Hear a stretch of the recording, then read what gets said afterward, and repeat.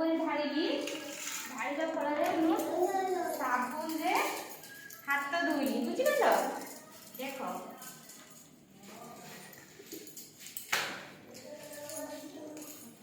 ଦେଖ ଦେଖ ଏ ସାବୁନରେ ଭଲ ଭାବରେ ମୁଁ ହାତ ଧୋଉଛି। ହେଲା, ହାତ ଧୋଇବା ଫଳରେ କଣ ମୋ ହାତରେ ଯୋଉ ଜୀବାଣୁ ଗୁଡାକ ଅଛି ନା ତାକୁ ଭଲ ଭାବରେ ପରିଷ୍କାର, ଏଠି ଦେଖ ପରିଷ୍କାର ହଉଛି, ପରିଷ୍କାର ହେଲା। ବୁଝିପାରିଲ?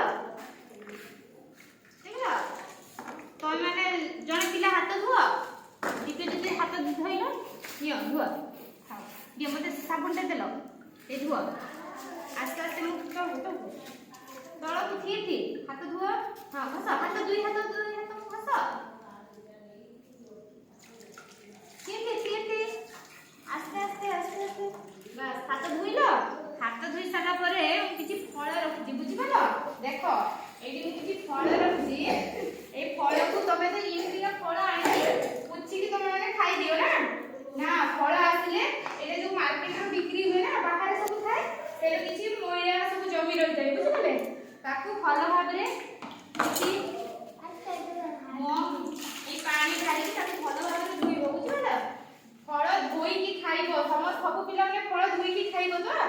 ଫଳ ଧୋଇ ସାରି ତା ଉପରେ ଚୋପା ଗୁଡ଼ିକୁ ସଫା କରିକି ତାକୁ କାଟିକି ତମେ ମାନେ ଖାଇବ। ଦେଲେ ଖାଇବା ଫଳରେ ତମେ ମାନେ କୌଣସି ରୋଗ ହବ ନାହିଁ। ବୁଝିପାରିଲ? Thank you. ଜାଣିଲ ତ?